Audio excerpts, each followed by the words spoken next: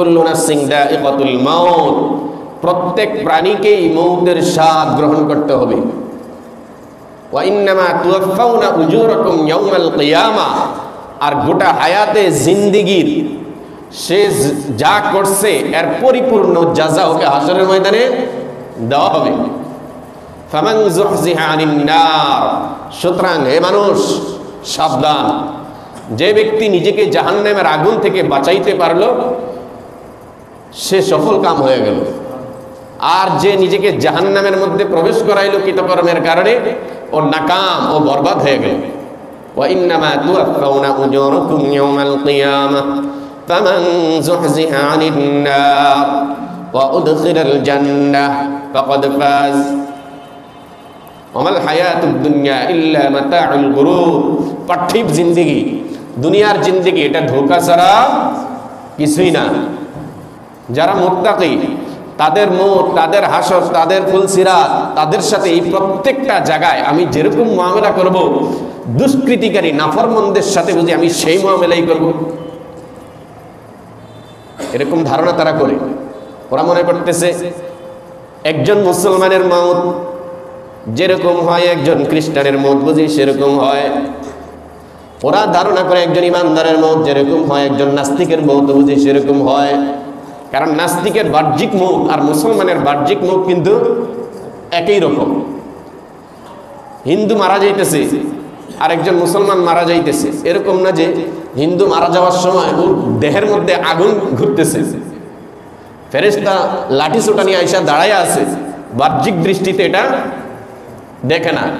মুসলমানের মুখটা বাহ্যিক দৃষ্টিতে যেরকম হয়, একজন খ্রিস্টান ইহুদি একেবারে চরম আল্লাহর শত্রু নাস্তিকের মৌত বাহ্যিক দৃষ্টিতে একই রকম হয়। এই যে বাহ্যিক মৌত যে একরকম হয়, এর থেকে নাফরমানরা, দুষ্কৃতিকারীরা, কাফেররা, ওদের ধারণা মুসলমানের এরকমই মারা যাইতেছে, আমরাও এরকমই মারা যাইতেছে, সম্ভবত সব মৌতেই একই রকম। আল্লাহ পাক রব্বুল আলামিন বলেন সব মৌত একরকম না। আম হাসিবাল্লাযীনা ইজতারাহুস সাইয়্যাত, দুষ্কৃতিকারী তারা কি ধারণা করে আন্না জালাহুম কাল্লাযীনা আমানু ওয়া আমিলুস সালিহাত, যারা নাকি নেক কাজ করে, আমলে সালেহ করে, তাদের মৌতের ব্যাপারে, তাদের হায়াতের ব্যাপারে, তাদের সওয়াল জবাবের ব্যাপারে, হাশরের ময়দানের ব্যাপারে সব বুঝি একই রকমের মুআমালা হবে। সাওয়াআম মাহইয়াহুম ওয়া মামাতুহুম, মৌতের ব্যাপারে, জীবনের ব্যাপারে। সাআ মা ইয়াহকুমুন, আল্লাহ বলেন তাদের ধারণাটা কতই নিকৃষ্ট, ওদের ধারণা কতই নিকৃষ্ট। সাআ মা ইয়াহকুমুন, ওদের ধারণা ওটা কোনোদিনও ঠিক না। কারণ নাফরমানের মৌত হয় একরকম, আর আমলে সালেহ করনেওয়ালা ইমানদারের মৌত হয় একরকম। নাফরমানের মৌত আর মুসলমানের মৌত কোনোদিনও এক হবে না। নাফরমানের মৌত আর মুসলমানের মৌতের মধ্যে আসমান জমিনের পার্থক্য আছে, আছে না নাই? আছে না নাই? আসমান জমিনের পার্থক্য আছে।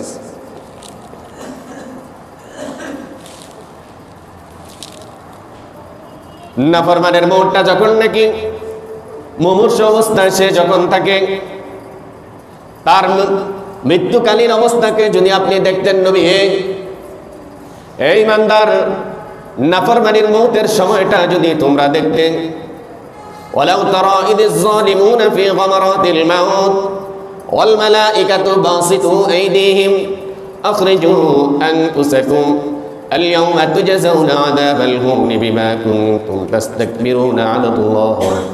আল্লাহ পাক রব্বুল আলামিন বলেন, হে বিশ্ব নবী, নাফরমানের মৌতের কালীন সময়টা যদি আপনি দেখতেন, ওয়ালাউ তারা ইযিজ যালিমুনা ফি গামারাতিল মাউত ওয়াল মালাইকাতু বাসিতু আইদিহিম আখরিজু আনফুসাকুম। এই আয়াতের তাফসীরের মধ্যে, হাদিসের মধ্যে এসেছে আল্লাহ পাক রব্বুল আলামিন নাফরমানদেরকে যখন মওত দান করেন, তখন আজরাইল আলাইহিস সালামের নেতৃত্বে 500 ফেরেশতা আছেন। কত ফেরেশতা? 500 ফেরেশতা আছেন। প্রত্যেক ফেরেশতার হাতের মধ্যে আগুনের লাঠি থাকে। কিসের লাঠি? আগুনের লাঠি। আগুনের লাঠি দেখছেন? আগুনের লাঠি থাকে। সব ফেরেশতার হাতে আগুনের লাঠি থাকে। আগুনের লাঠি নিয়ে ফেরেশতারা চলে আসেন ফেরেশতাদের গায়ের মধ্যে থেকে দুর্গন্ধ, ওরা জাহান্নাম থেকে পচা দুর্গন্ধওয়ালা চাটাই নিয়ে আসে। তা আজরাইল আলাইহিস সালামের নেতৃত্বে আসে। আজরাইল আলাইহিস সালাম কাছে এসে বলেন, আখরিজু আনফুসাকুম, তোমার জান আজকে তুমি বের করে দাও। এবং ওকে তখন জাহান্নামের বিভিন্ন ভয়ঙ্কর দৃশ্যগুলো দেখানো হয়। বের হওয়ার সাথে সাথে তোমাকে জাহান্নামের এই শাস্তি ভোগ করতে হবে। আল-ইয়াউমা তুজজাউন আযাবাল হুন বিমা কুনতুম তাস্তাকবিরুনা আলাল্লাহি গায়রাল হাক্কি ওয়া কুনতুম আন আয়াতিহি তাস্তাকবিরুন। আল্লাহ পাক রব্বুল আলামিন বলেন, ফেরেশতারা এসে বলবেন, আজকে তোমাকে চরম লাঞ্ছনাদায়ক শাস্তি দেওয়া হবে, কারণ জমিনের মধ্যে তুমি আল্লাহ তাআলার বিধানগুলোকে অস্বীকার করেছ, আল্লাহর নিদর্শনগুলোকে তুমি অস্বীকার করছো। তখন তার রোগটা এদিকে সেদিকে দৌড়াদৌড়ি আরম্ভ করবে। আজরাইল আলাইহিস সালাম তখন তার বিভিন্ন জায়গার মধ্যে ওই যে আগুনের লাঠি দিয়ে সজোরে আঘাত করবেন।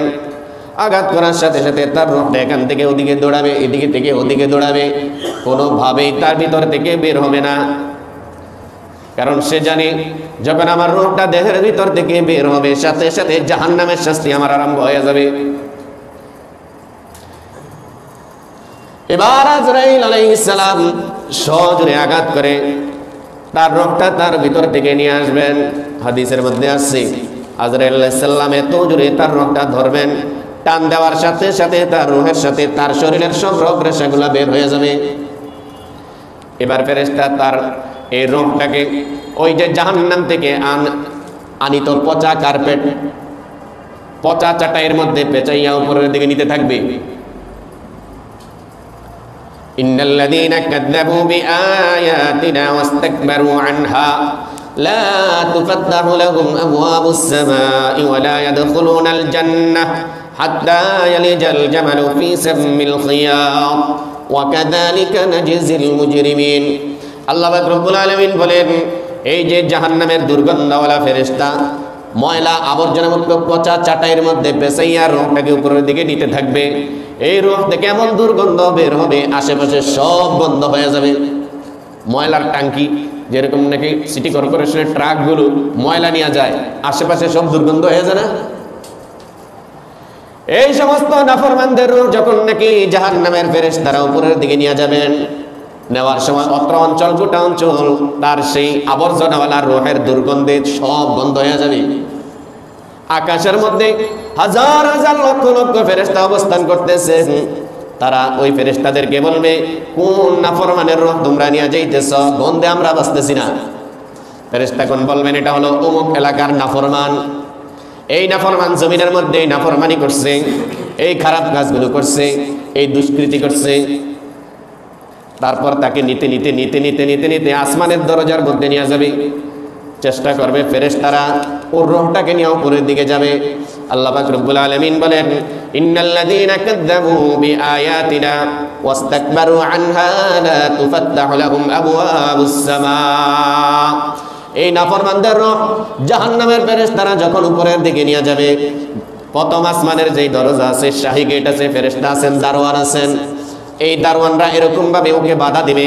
আল্লাহ বলেন, ইন্নাল্লাযীনা কাযযাবু বিআয়াতিনা ওয়াস্তাকবারু আনহা লা তুফাত্তাহু লাহুম আবওয়াবুস সামা। আসমানের দরজাগুলো ওর জন্য বন্ধ করে দেওয়া হবে। ওর রূহটা আসমানে নিতে দেওয়া হবে না। আসমানে প্রথম আসমানে ওর রূহটাকে আটকে দেওয়া হবে। জিন্দেগি তো ও চেষ্টা করে ও ফেরেশতা ওর রূহটা উপরে আর নিবে না, ওখান থেকে সজোরে নিক্ষেপ করবে জমিনের মধ্যে। ওর রোগটা এত জোরে নিক্ষেপ করবে, ওর রোগটা 7 জমিনের নিচে চলে যাবে। কয় জমিনের নিচে? 7 জমিনের নিচে। 7 জমিনের নিচেই আছে জাহান্নাম। 7 জমিনের নিচে আছে কি? আর 7 আসমানের উপরে আছে জান্নাত। ইল্লিয়িনের মধ্যে জান্নাত অবস্থান করতেছে, আর সিজ্জিন একেবারে 7 তবকের নিচে জাহান্নাম অবস্থান করতেছে। আল্লাহ ওখানে রেখে দিচ্ছে।